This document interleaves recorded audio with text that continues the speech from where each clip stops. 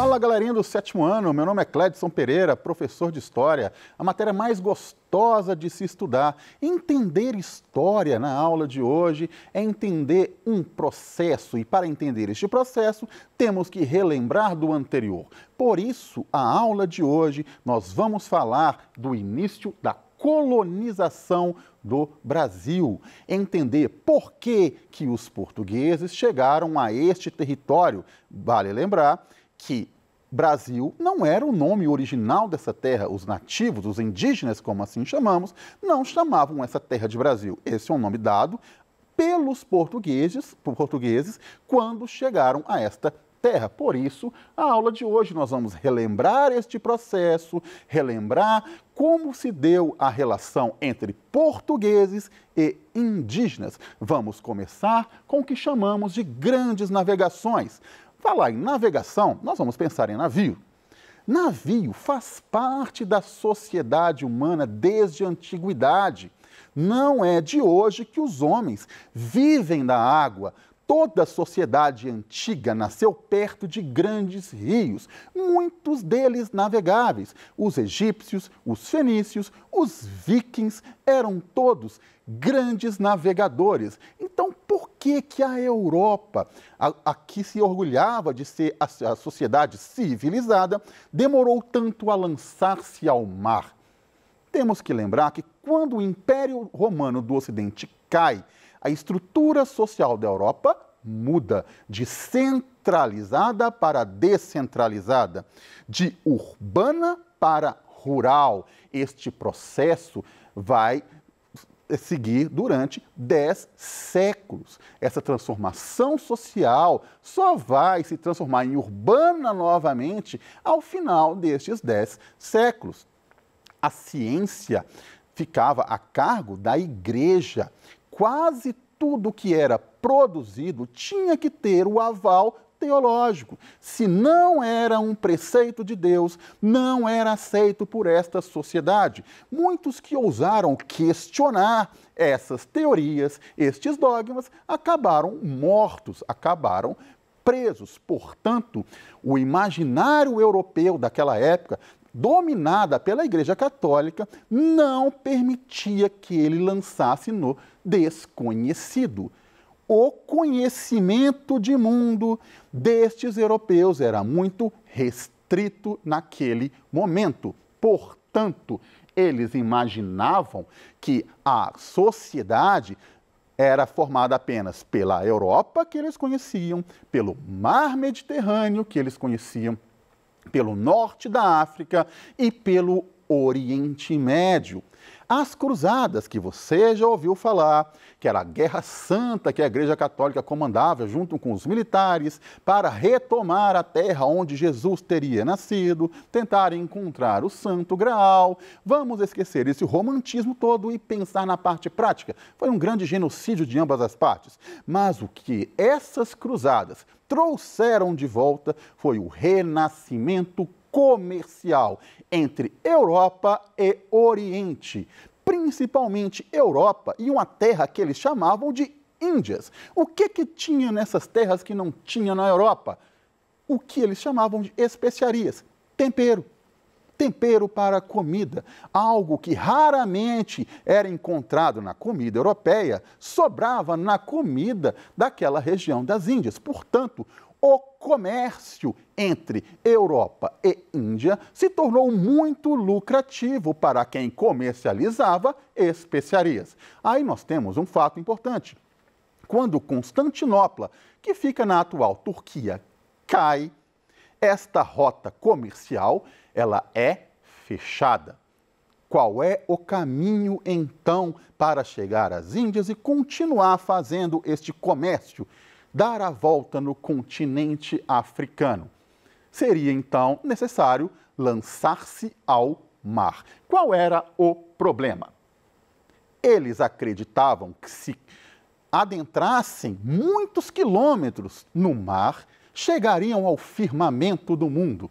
Eles cairiam num abismo sem fim. É uma espécie de teoria de terraplanismo da Idade Média, que assim como a teoria de terraplanismo de hoje, estava errada. É muito bom lembrar, gente, a Terra não é plana.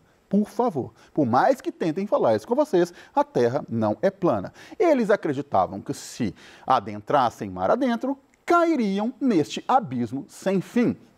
Outro fator importante, eles acreditavam que estes oceanos desconhecidos estavam repletos de monstros marinhos, devoradores de marinheiros e embarcações. Tudo bem, existem baleias, grandes animais nos oceanos, mas nenhum deles são monstros marinhos.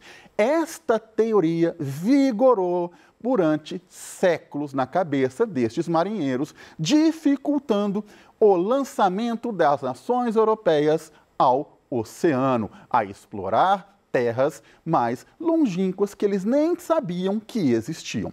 Portanto, dominar o continente africano, contornar este continente, passou a ser uma luta contra o próprio imaginário, contra os próprios medos e o desconhecido. Quem vai ser o pioneiro? Portugal. Por causa da posição geográfica, muito mais ocidental que os outros países da Europa, ele pôde lançar-se ao mar primeiro. Mas para isso tinham que contornar aos poucos o continente então desconhecido da África. Eles não tinham praticamente noção nenhuma do tamanho deste continente. A primeira conquista destes europeus foi a tomada de uma cidade chamada Ceuta, em 1415. Ela se tornou um importante entreposto comercial por causa da sua localização, onde eles podiam controlar tanto o mar Mediterrâneo quanto a costa africana. A partir deste domínio desta cidade de Ceuta, os portugueses puderam contornar aos poucos, não foi de uma vez, todo o continente africano. Para isso, vai se valer de grandes navegadores. A gente sabe que a história conta que Pedro Álvares Cabral chegou ao que chamamos hoje de Brasil em 22 de abril de 1500, mas também sabemos que somente em 1488 Bartolomeu Dias conseguiu contornar o continente africano. Qual era o problema? Aquela região onde hoje é a África do Sul era chamado de Cabo das Tormentas, por causa do grande número de tempestades. Por isso, várias embarcações naufragaram ali. Contornar o continente africano pela primeira vez foi uma grande vitória para Portugal. 10 anos depois, Vasco da Gama chega a Calicut, na Índia. Estabelece, então, ali um acordo comercial entre portugueses e aqueles moradores da região da Índia. Então, somente em 1500, numa viagem que seria de Portugal a Calicut, que Pedro Álvares Cabral chega ao Brasil. Qual é a novidade aí? Este mapa. Se a gente está pensando que um navegador sai de Portugal com destino à região que chamamos de Índia e chega ao Brasil e fala, como muitos acreditavam, que foi por acaso, ou ele é o pior navegador do mundo, porque não sabe a diferença entre Oriente e Ocidente, Leste e Oeste, ou a história não é muito bem contada, porque a diferença de destino é muito grande. O que nós sabemos hoje? Portugal já sabia da existência de terras nessa região que chamamos de América, uma vez que os espanhóis já haviam chegado aqui. A maior prova disso é o Tratado de Tordesilhas de 1494, quando ele força uma divisão mais a oeste, dando a eles possibilidade de dominar terras que hoje chamamos de Brasil. Então, esta viagem de Pedro Álvares Cabral não foi por acaso. Eles sabiam da existência de novas terras, por isso criaram uma embarcação, uma frota maior que necessitava de uma curvatura no próprio oceano para contornar o continente africano maior e deram uma desculpa de terem encontrado, então, novas terras. Então, não foi por acaso que os portugueses chegaram aqui em 1500. O que nós vamos entender o primeiro contato de portugueses e indígenas e nativos era de espanto, de curiosidade. Nada era mais diferente de um português e um nativo, que chamamos de nativo brasileiro. Nas formas de se vestir, nas formas de se portar, na forma física, nos costumes. Tenta imaginar o espanto deste navegador, destes colonizadores portugueses, com os animais que aqui estavam. Tenta imaginar o espanto deles encontrarem com um papagaio pela primeira vez. Eles pensaram, meu Deus, aqui tem uma ave que fala. Aqui tem animais que não se vê em local nenhum do mundo. Começou a veicular uma notícia, uma lenda que Portugal tinha encontrado não somente uma terra nova, mas tinha encontrado o Jardim do Éden. Acreditem se quiserem, certos teóricos europeus acreditavam que a América era o Jardim do Éden, pelos animais, pela população que ficava, na maior parte do tempo, sem roupa e pela ingenuidade deles. Ingenuidade de acordo com a teoria civilizatória destes portugueses. Qual é a primeira relação comercial? Eles não tinham intenção de ocupar a terra. Eles tinham a intenção de explorar a terra. Mas eles não encontraram o que tinham em mente, que era ouro e prata. Portanto, a primeira relação comercial entre portugueses e indígenas brasileiros foi a exploração do pau-brasil, uma árvore que dava origem a uma tinta vermelha extremamente valiosa no mercado europeu, por ser uma cor extremamente difícil de se encontrar na natureza. Se vocês repararem, as roupas dos reis, a roupa do Papa, que é o maior poder da Igreja Católica, que era extremamente poderosa nesta época, são vermelhas. O pobre não usa vermelho. Somente as pessoas poderosas tinham dinheiro para conseguir uma roupa vermelha. Portugal acabava de achar uma fonte que acreditavam ser inesgotável de uma matéria-prima que originava a tinta vermelha. Portanto, explorar este pau-brasil era extremamente essencial para o sucesso da colonização, da ocupação dos portugueses no nosso território. Quem vai explorar, quem vai cortar esta árvore? São os indígenas brasileiros. Qual é a relação? A relação chamada de escambo, quando o indígena colhe, carrega e abastece o navio que está na costa. O que ele ganha em troca? Ele ganha bugigangas, espelhinhos, pequenos colares, coisas que não tinham valor para os portugueses, mas pelo desconhecimento dos nativos, eles acreditavam ser valioso. O indígena não ligava para o ouro, não ligava para a prata. Ele gostava daqueles presentes que ele acreditava que estava recebendo dos portugueses e achavam que valia a pena ceder a sua força de trabalho para cortar e abastecer os navios portugueses. Anos mais tarde, esta relação entre indígenas e portugueses vai se transformar em escravização. Porque os portugueses vão tentar escravizar estes indígenas, não vão ter sucesso, porque o indígena não vai se adequar ao sistema compulsório e vão trazer, no século seguinte, os primeiros seres humanos escravizados vindos do continente africano, que já estavam habituados a essa prática numa cultura do próprio continente, onde a escravização já era comum. Portanto, esta relação comercial do pau-brasil vai se dar inicialmente de forma de escambo entre indígenas e portugueses. Os primeiros anos de ocupação, de colonização dos portugueses, eles não vão fincar raízes no nosso território. O que eles vão dar como prioridade? Simplesmente chegar no nosso litoral, forçar os índios, de certa forma, a cortar essas árvores e abastecer o seu próprio território. O grande problema é que a falta dessa ocupação definitiva vai fazer com que outras potências europeias façam um serviço de pirataria no litoral brasileiro. A Inglaterra, a França, a Holanda vão se interessar também pelas riquezas dessa terra e vão promover ataques à costa brasileira. A França, por exemplo, vai ocupar definitivamente a cidade do Rio de Janeiro neste período.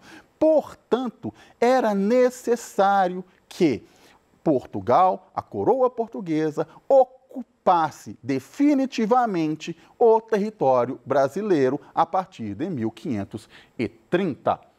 Essas expedições que vão surgir a partir de embarcações portuguesas visando ocupar, fincar raízes, vão começar a nomear os marcos geográficos brasileiros de forma rápida, de forma apressada, com nomes que nós usamos até hoje. O que eles usavam? Então, chegou lá um português, o Martim Afonso, encontrou o rio. Olha que rio maravilhoso, temos que dar um nome para este rio. Hoje é dia de qual santo? São Francisco. Então esse é o rio São Francisco. Chegou lá numa baía, perto de onde Cabral teria chegado. Hoje é que dia no calendário católico?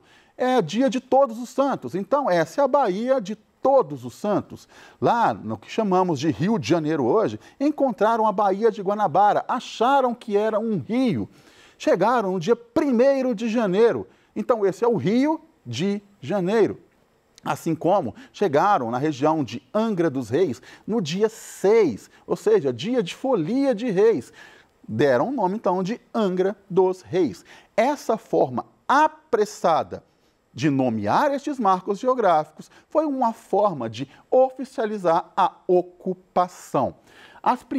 Os primeiros moradores que vieram para cá vieram um sistema que chamamos de capitanias hereditárias. Por quê? A coroa cedia o território a nobres portugueses e eles tinham que ocupar, transformar a terra, combater rebeliões dos nativos, catequizá-los da forma mais rápida possível, produzir e dar lucros à coroa.